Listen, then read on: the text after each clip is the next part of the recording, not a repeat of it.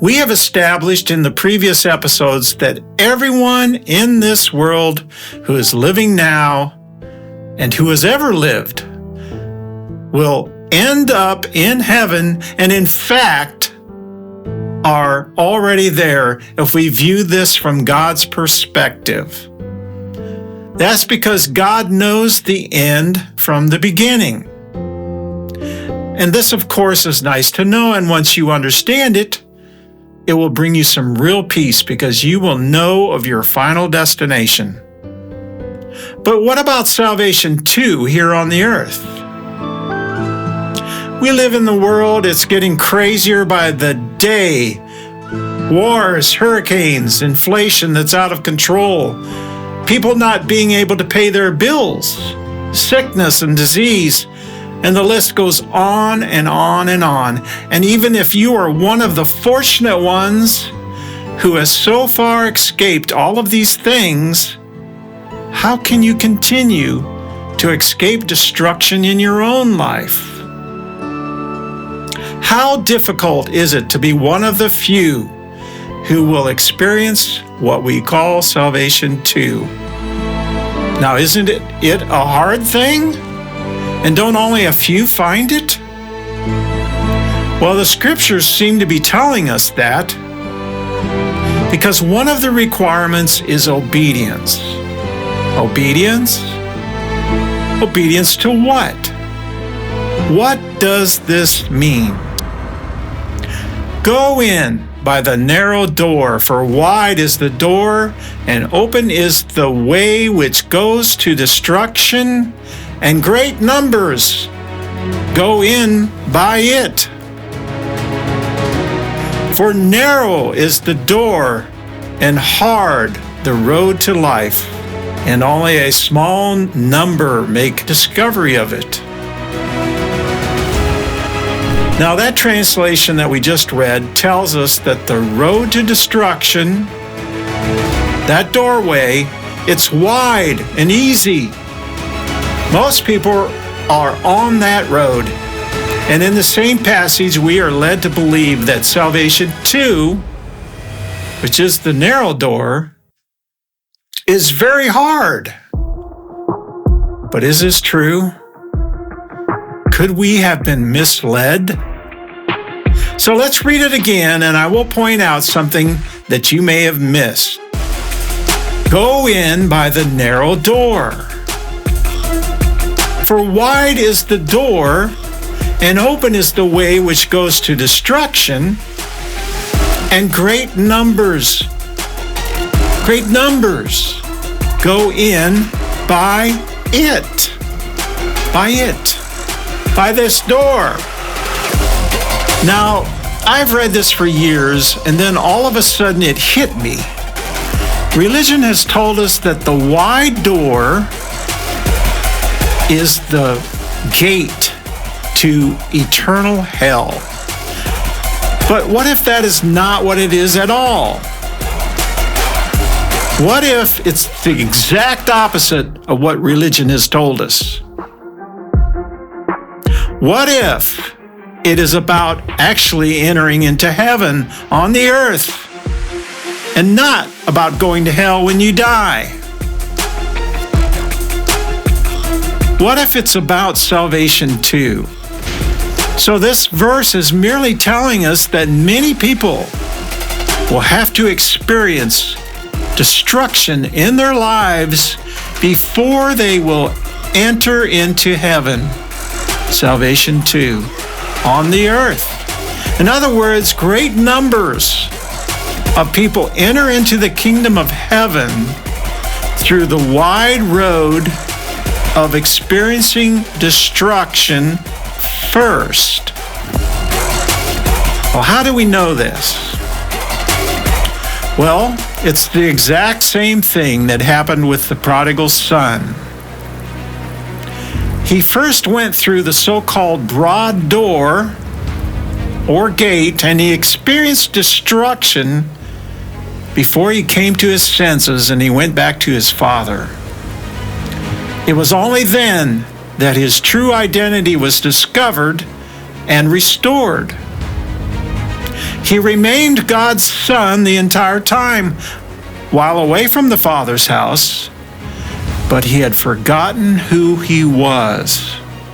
He had lost his way until he returned back to where he had come from. Now, as already mentioned, this passage is talking about salvation too. It is all about something happening here on the earth. The bottom line is that most people are entering into heaven on earth by first traveling down the broad road of destruction. Not entering into eternal hell, as we've been told. The vast majority of people have to first experience complete destruction. They end up eating food that even the pigs won't eat. Now, have you ever heard this preached before? Probably never, ever. And although this message is very sobering and unpleasant, it has a much better outcome than the meaning that you have been given by most Orthodox preachers.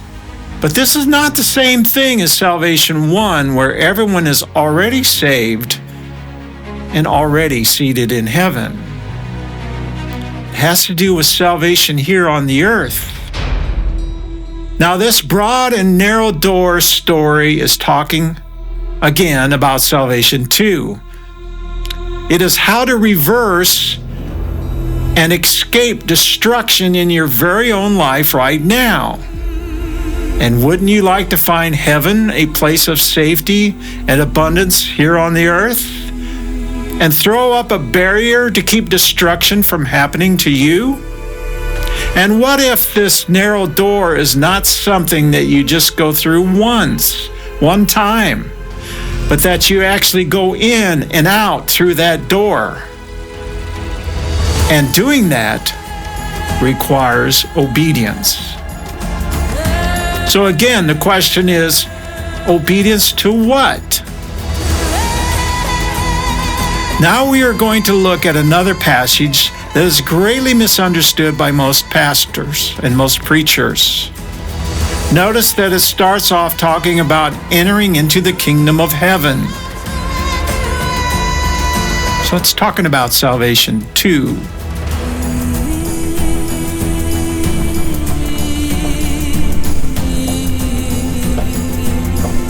Anyone who hears and obeys these teachings of mine is like a wise person who built a house on solid rock. The rain poured down, the rivers flooded, winds beat against that house, but it did not fall because it was built on solid rock. But anyone who hears my teachings and doesn't obey them is like a foolish person who built a house on sand. The rain poured down, the rivers flooded, and the winds blew and beat against that house. Finally, it fell with a crash. But you have to remember that our ability to obey is not within ourselves. That broad road may look a whole lot more appealing than the narrow road. And so that's why so many choose to go that way. None of it has anything to do with eternal salvation. And before him all the nations will come together, and they will be parted one from another, as the sheep are parted from the goats by the keeper. And he will put his sheep on his right, and he will put his goats on the left. Then the king will say to those on his right, "Come, you who have the blessing of my Father, into the kingdom that was made ready for you before the world was. For I was in need of food, and you gave it to me. I was in need of drink, and you gave it to me. I was wandering homeless, and you took me in. I had no clothing, and you gave it to me. And when I was ill or in prison, you came to me. And then he will say to those on the left, Go from me, you cursed ones, into the fire of the ages, which is ready for the evil one and his angels. For I was in need of food, and you gave it not to me. I was in need of drink, and you gave it not to me. I was wandering, and you took me not in. I was without clothing, and you gave me no clothing. And these will go away into the punishment of the ages, but the righteous into the life of the ages. This next passage is also a source of much confusion. Someone asked him, Lord, are only a few people going to be saved? He said to them, Make every effort to enter through the narrow door, because many, I tell you, will try to enter and will not be able to. Once the owner of the house gets up and closes the door, he will stand outside knocking and pleading, Sir, open the door for us. But he will answer, I don't know you, or where you come from. Then you will say, We ate and drank with you, and you taught in our streets. But he will reply, I don't know you, or where you come from. Away from me, all you evildoers. There will be weeping there, and gnashing of teeth. Salvation, too, is the key to understanding. The weeping and gnashing of teeth happened right here on the earth. It was completed within a generation after Jesus left the scene. The door that he spoke of was about salvation from the destruction that was soon to come. His words had nothing to do with whether you might go to heaven or not when you die. It was about escaping the coming destruction to their world. Many people make the mistake of thinking that their own obedience is a requirement in order to enter into an eternal heaven. It is not. According to Paul, eternal salvation is a free gift given to all, not because of their obedience. But if all are saved, then how do we explain these words of Jesus, that only a few would be saved? Simple. It would be difficult for the Jews who heard these words of Jesus to leave their synagogues and to turn their backs on their traditions and religion, to go against their families. It would cost some of them their lives.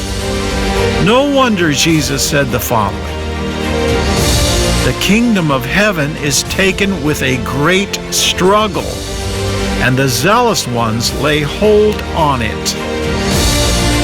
Strive to enter through the narrow door, for many, I tell you, will seek to enter and will not be able. G75, to be a combatant in the public games, to contend, to fight, to strive earnestly. These same people would encounter great resistance as they tried to enter into the kingdom of heaven on the earth. There was nothing free about this salvation.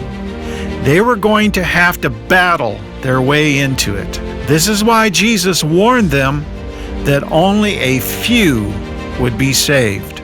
You will be betrayed even by parents, brothers and sisters, relatives, and friends, and they will put some of you to death. So don't let anyone tell you in this modern age that this door is about eternal salvation. So now do you understand that there are two different salvations in your Bible? This video on two salvations provides the answer. Then the confusion about salvation disappears. For centuries, two completely different salvations have been mixed together. They created a monster religion.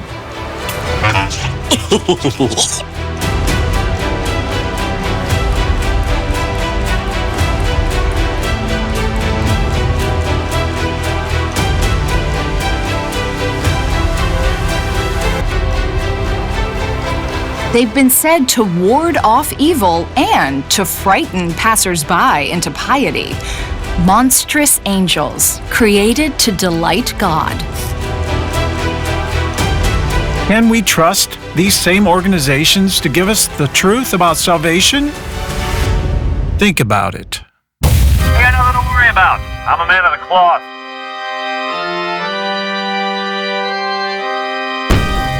If Satan drives out Satan, he is divided against himself. How then can his kingdom stand?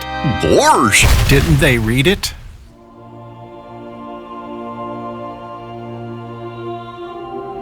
A misunderstanding of the next passage adds even more to the confusion.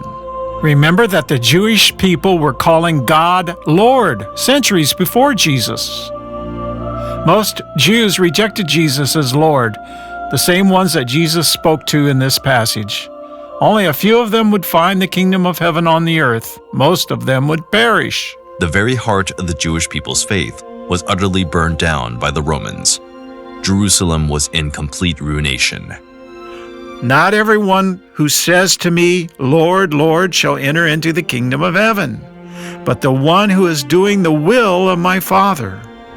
What was the will of the Father? For this is my Father's will, that everyone who fixes his gaze on the Son of God and believes in him should have the life of the ages.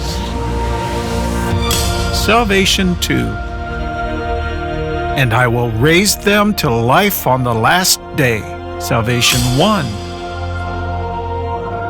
Believing the words of Jesus would bring salvation to the earth, but only a few would find it. In contrast, all were saved at the cross. I will raise them up on the last day. The day of the cross was the last day. Everyone was eternally saved on that day. Salvation 1. A few were saved on the earth through believing the words of Jesus, but most were saved with no belief at all. These are the ones who were dragged, cleansed, and made to stand before the throne through no act of their own, so that no one can boast. Many preachers today who claim to speak for God say that this next passage is about judgment and eternal hell, but these words have nothing to do with eternity. Many will say to me in that day, Lord, Lord, did we not prophesy through your name? And did we not cast out demons through your name? And did we not perform many works of power through your name? And then I will confess to them, I never knew you. Depart from me, you who work lawlessness. Although some Jews accepted him, these people who did not understand Jesus were workers of iniquity. They really didn't know Jesus, and Jesus didn't know them either. There was no relationship with the life-giving Spirit. They were mixing the law of Moses and Jesus together. You see, brother, how many thousands there are among the Jews, of those who have believed? They are all zealous for the law.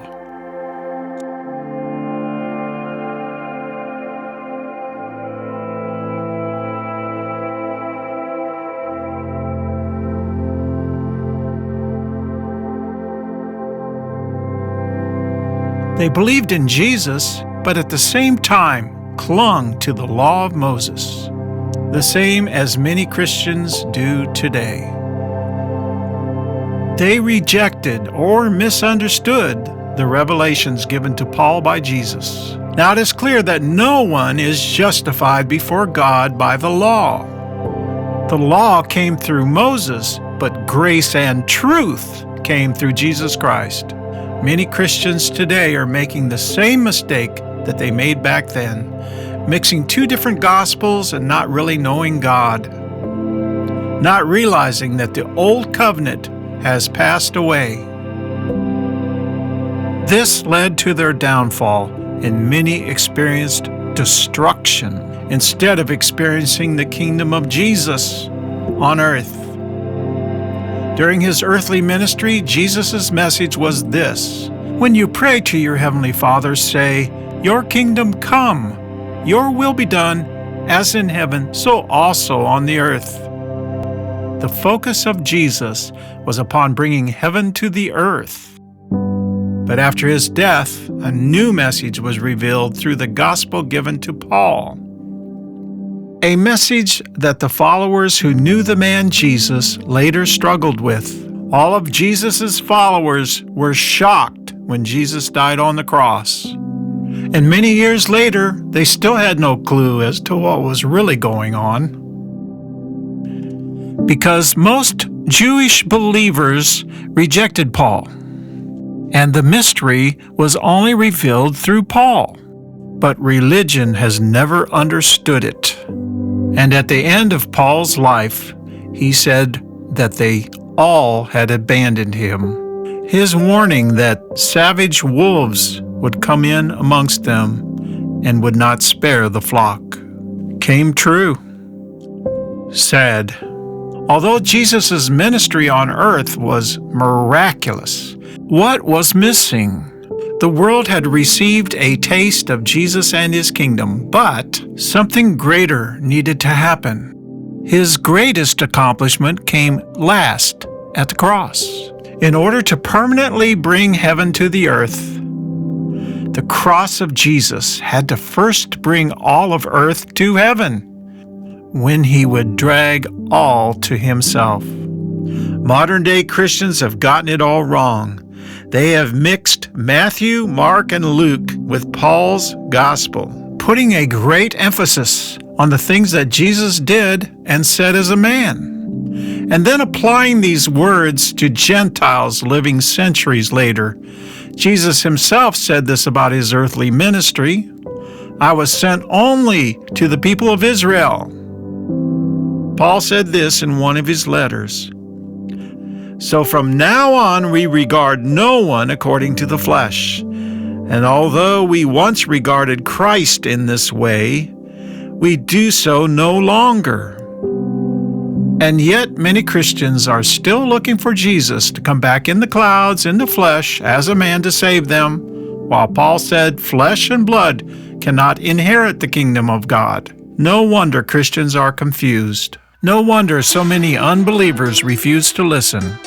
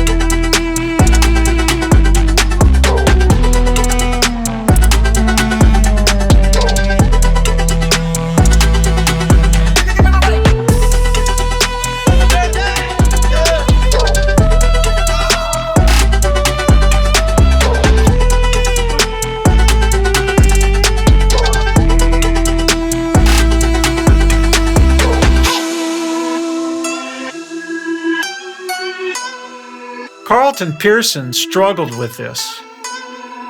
He felt the pressure and the guilt of not saving everyone.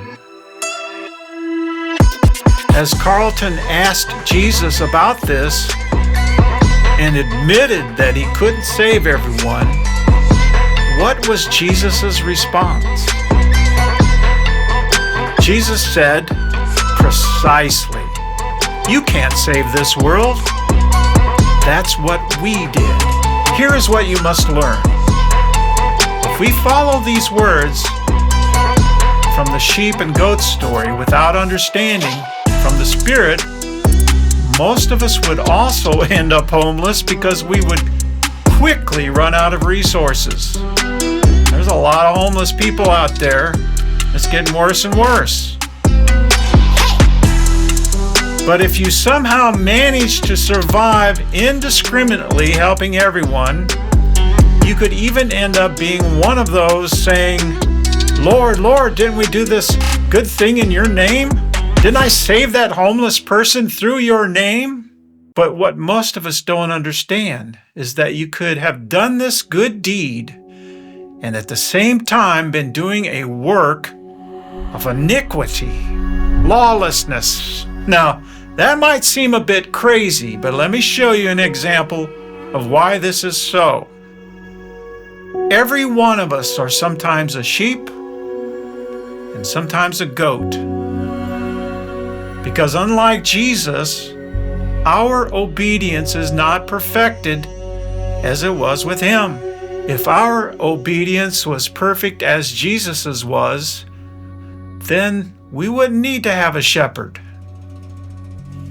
And Jesus wouldn't be separating sheep from goats. Luther hoped that punishing himself for his sins would be pleasing to God. He beat himself, fasted for days. Don't beat yourself up when it appears that your obedience has failed. There is only one who has ever lived who obtained perfect obedience. Now, it did not always make sense the way that Jesus operated. Here's an example of obedience that does not make any sense, and it didn't appear to make any sense while it was happening to the people that were watching Jesus. It is the story of Lazarus. A man named Lazarus was sick. He lived in Bethany with his sisters, Mary and Martha. Now, this is the same Mary who poured the expensive perfume on the Lord's feet and wiped them with her hair. And her brother Lazarus was sick. So the two sisters sent a message to Jesus telling him, Lord, your dear friend is very, very sick.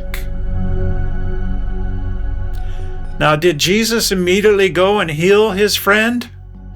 No. It appeared that Jesus just didn't care. It looked like Jesus was snubbing the same woman who had just poured expensive perfume on his feet. He stayed put where he was, and he did not go to heal Lazarus. The thoughts that must have been going through everyone's minds. Jesus, what is wrong with you? Don't you care? Now, it looked even worse when Lazarus ended up dying.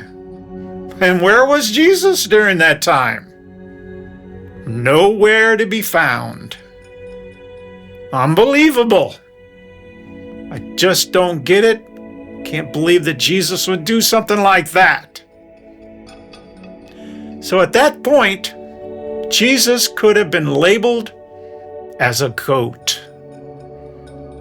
It made absolutely no sense, but Jesus was listening to the voice of the Spirit and not judging by outward appearances or being swayed by human reasoning.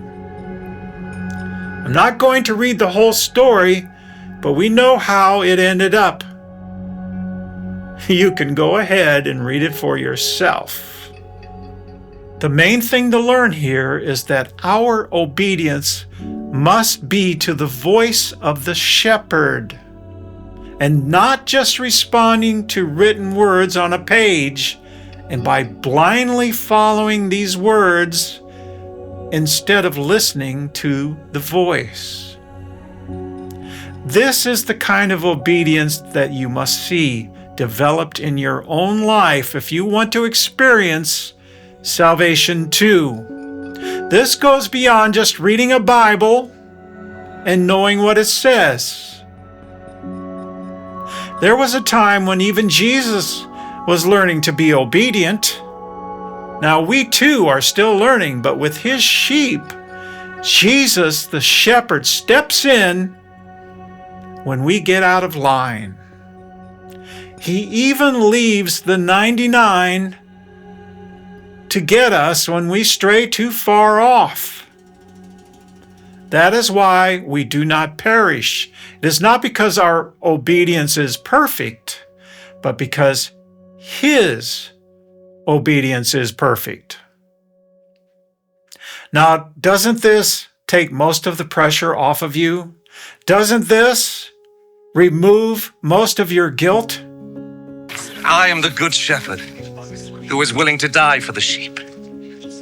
When the hired man, who is not a shepherd and does not own the sheep, sees a wolf coming, he leaves the sheep and runs away. So the wolf snatches the sheep and scatters them. The hired man runs away because he is only a hired man and does not care about the sheep. I am the good shepherd. As the Father knows me, and I know the Father, in the same way I know my sheep, and they know me. And I am willing to die for them. There are other sheep which belong to me that are not in this sheep pen. I must bring them too.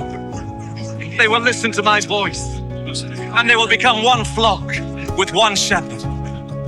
The Father loves me because I am willing to give up my life in order that I may receive it back again. No one takes my life away from me. I give it up of my own free will. I have the right to give it up, and I have the right to take it back. This is what my Father has commanded me to do. Again, there was division among the people because of these words. Crazy! Why did you listen to him? The demon could not talk like this. How could a demon give sight to blind people? It is not your works that you will be doing. It will be him doing his works in you at the proper time and place. He will be in charge of it, although sometimes it may not make any sense at all. The works that you see done around you will be his works, not yours. Lazarus! You just become the observer. Come out! He has stated that his yoke is easy and his burden is light for his sheep. Now, I for one am glad, aren't you? My sheep hear my voice, and I know them, and they follow me. Notice it says, I know them. Unlike with the sheep and goats story, where he said, I never knew you. So this says it all. So if you want to avoid Jesus ever saying to you, I never knew you, then you need to be one of his sheep. Now, sheep don't go around doing things on their own like goats do. Sheep simply follow the shepherd. It's very simple. The shepherd is the one who knows what to do and when to do it. So relax and be a sheep. You don't have to make any decisions. The shepherd makes the decisions. You just follow by hearing his voice. Very simple. Come to me, all who labor and are heavy laden, and I will give you rest.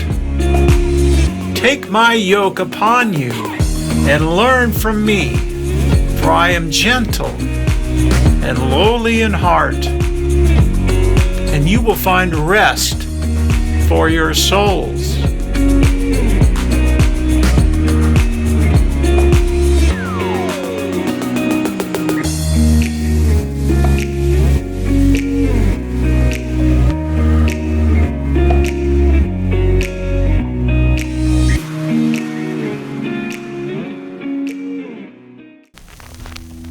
Now, we have been led to believe that salvation too is a difficult thing to find. Perhaps we we have been misled. People pick up Bibles and believe they are getting God's Word, but these two sentences in some Bible translations contain outright lies. Lie number 1. The wide gate is the gate to hell.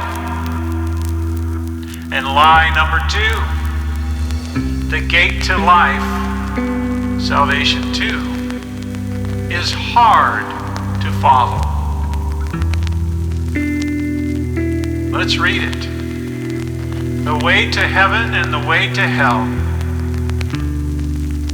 You can enter true life only through the narrow gate. The gate to hell is very wide, and there is plenty of room on the road that leads there. Many people go that way. But the gate to life is very narrow, and the road that leads there is so hard to follow that only a few people find it. Now, half of the translations say that the road to life is a hard road. 13 of those translations say the road is difficult. And 2 translations say the road is full of trouble. 2 translations say the road is a hard road. 2 translations say the road is hard to follow. 4 translations say the way is hard. 5 translations say the road is hard. Really? This is not what Jesus said. Now, does the following sound like hard to you? Come to me, all who labor and are heavy laden, and I will give you rest. Take my yoke upon you and learn from me, for I am gentle and lowly in heart, and you will find rest for your souls.